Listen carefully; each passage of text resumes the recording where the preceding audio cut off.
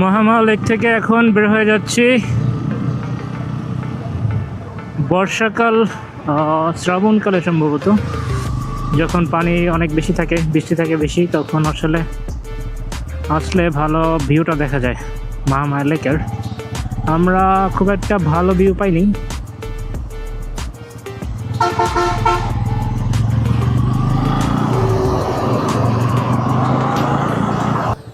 মোটামুটি প্রতিটা স্পট হচ্ছে আপনার মেন রোড থেকে হাতের বামে। চলেন সহস্রধারায় যাই, দেখি ঝর্ণায় পানি পাই কিনা।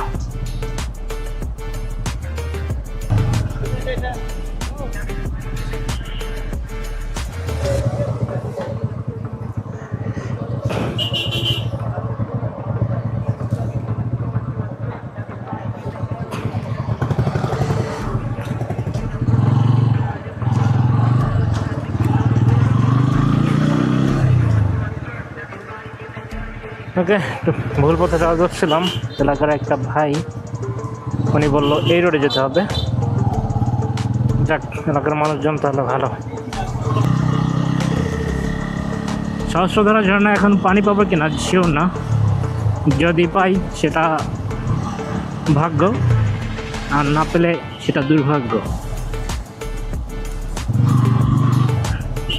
চলেন গিয়ে দেখি পাই কিনা।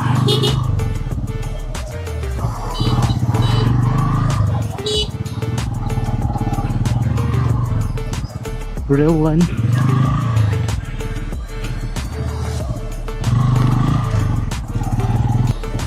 রেল লাইনের পরে রাস্তা খারাপ, কিছু করার নাই। চলেন যাই। ওই যাই, সামনে পাহাড়। পাহাড় দেখতে খুবই ভালো লাগে। এখানে সম্ভবত দুইটা স্পট আছে, একটা হচ্ছে গফুর শাহ মসজিদ আর একটা হচ্ছে সহস্রধারা ঝর্ণা। গফুর শাহ মসজিদটা হচ্ছে আমাদের পিছনে ফেলে এসেছি।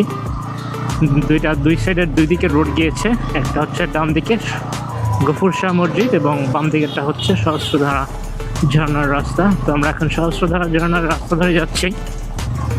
সামনে পাহাড়। চলেন সহস্রধারা ঝর্ণায় যদি একটু পানি পাই ভালোই হবে। এটা হচ্ছে পানির বর, অনেকেই চিনেন।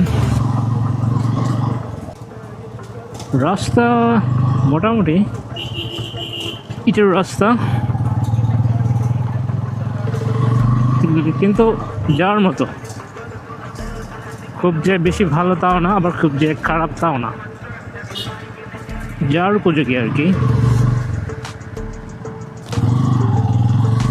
ওই যে সুন্দর পাহাড়।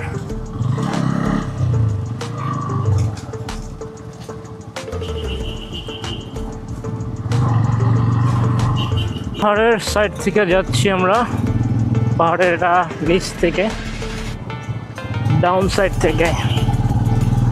চলেন, আর অল্প একটু মনে হয় বাকি।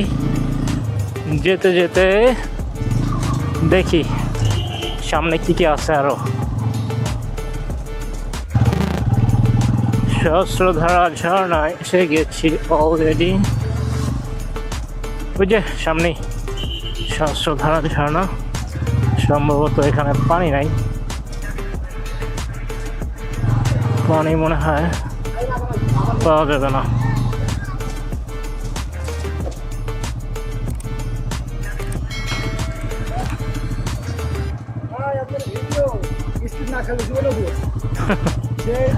দেখলে আমরা ভাবতাম গরম